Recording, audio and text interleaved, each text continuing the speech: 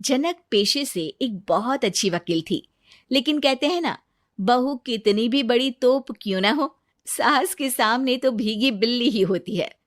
अरे जनक, क्या बात है? आज रोटी नहीं मिली अभी तक। ये तेरा कोर्ट नहीं है जो आज फैसला ना हुआ तो कल की तारीख मिल जाए। रोटी तो रोज वक्त में चाहिए। हाँ। माँ जी, रोटी तो कब की बन गई। मैंने आपको कहा तो खाना खाने के लिए, आपने शायद सुना नहीं होगा। ओहो, जज नहीं हूं मैं तेरे कोर्ट की, सास हूं सास।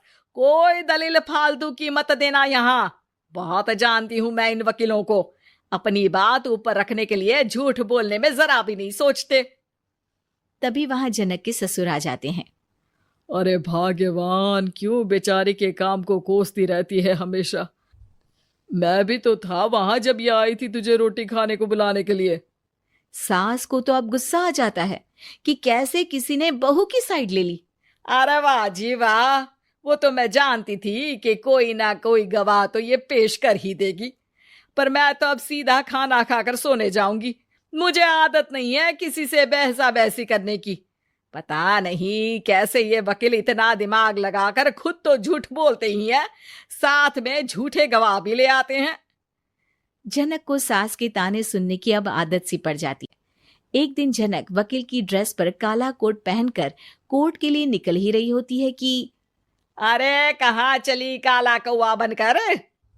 टोक दिया ना। अब कोर्ट तो वकील वाली ड्रेस पहनकर ही जाऊंगी ना। वाह भाई वाह, दामिनी तो मैंने भी देखी है।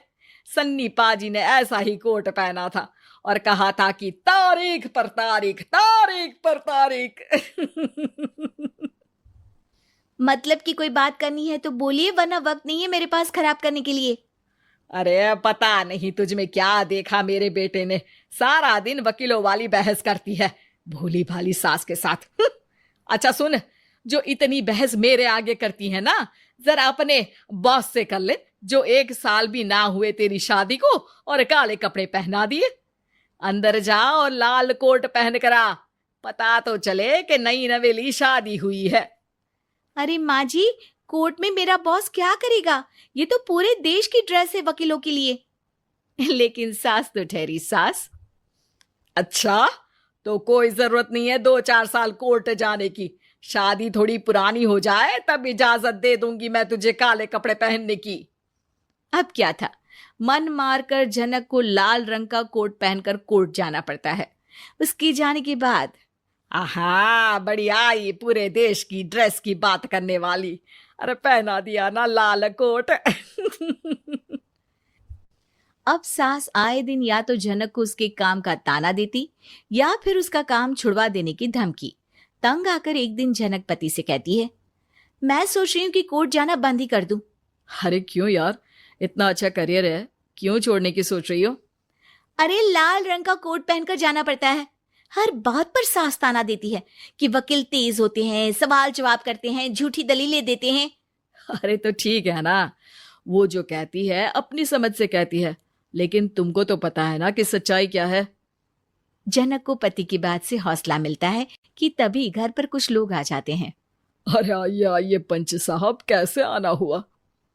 अरे भाई साहब, सुना है कि आपकी बहू वकील है। तभी वहां सास आ जाती है। हाँ है तो, लेकिन क्या हुआ? फिर कहीं बहस कराई क्या? अरे हम तो खुद दुखी है उसके व्यवहार से। अरे भाभी जी, आपको तो पूरा मोहल्ला जानता है कि आप कितना बोलती है।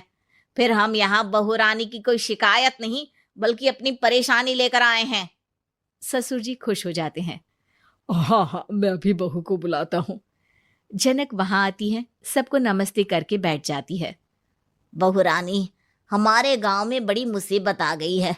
अब तो पूरे गांव की जिम्मेदारी मानो तुम्हारे कंधों पर है। अरे ना ना, इससे तो घर की जिम्मेदारी पूरी नहीं होती, ये गांव की जिम्मेदारी क्या लेगी? भाभी जी, आप चुप हो जाओ, यहाँ पढ़े लिखे लोगों की बात हो रही है। आप जाओ, जरा रसोई से सबके लिए चाय लेकर आओ। अब मैं कॉफी लूंगी। हाँ हाँ, वकील साहिबा के लिए कॉफी। सास सर पैर सब पटक कर वहां से निकल जाती है।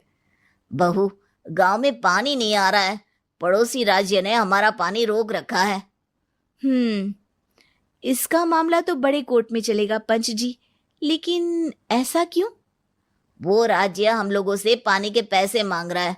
अब आधे गांव में पानी की सप्लाई खत्म हो गई है बहुरानी। अच्छा पंच साहब, बात गांव की है तो मैं जरूर केस लड़ूंगी। यहाँ एक बार फिर सास की एंट्री हो जाती है। अरे वाह जी वाह, ये काम करवा लो, आप हमारी बहू से बहुत अच्छा करती है। मैं हूं सीधी सादी सास। इस लड़की ने कैसे लड़ लड़ कर मुझे साइड कर रखा है, ये तो अब आपको पता चल ही जाएगा। अरे भाभी जी, आपकी आवाज तो पूरे गांव को सुनाई पड़ती है जब आप बहू रानी को सुंदर वचन सुना रही होती हैं। अरे वकील बहू मिली है, फक्र करो फक्र। हाँ जी हाँ, सारी फकर तो हम लोग ही करें। खैर, अब जो केस लड़ेगी और पानी गांव में आ जाता है तो पंच साहब लिख कर देना होगा कि हैंड पाइप में सबसे पहले मेरी बाल्टी और घड़ा भरेगा। अरे फिर तो हम बहू रानी के नाम पर घर पर ही सप्लाई दे देंगे, लेकिन ये इतना आसान नहीं है। बहू, गांव के पास अभी वकील करने की भी पैसे नहीं है तो। अरे पंच साहब, ये मेरे गांव का मामला है, मैं आपसे एक भी पैसा नहीं लूंगी। सास को बहू की बात पर गुस्सा आ जाता है, लेकिन सबके जाने के बाद झनक मन लगाकर गांव की परेशानियों को दूर करने में लग जाती है। और वो दिन भी आता है कि झनक केस जीत जाती है। अरे आज तो प्लम्बर आकर घर तक पाइप लगा गया है। खुश हो जाओ, मेरे कारण तुम लोगों को घर के अंदर ही पानी मिल जाएगा। हाय, मैं हूँ शाइनी। अगर आप मुझे ऐसे ही देखना चाहते हैं तो इस वीडियो को जरूर शेयर करें और हाँ, इस चैनल को भी सब्सक्राइब करना ना भूलें।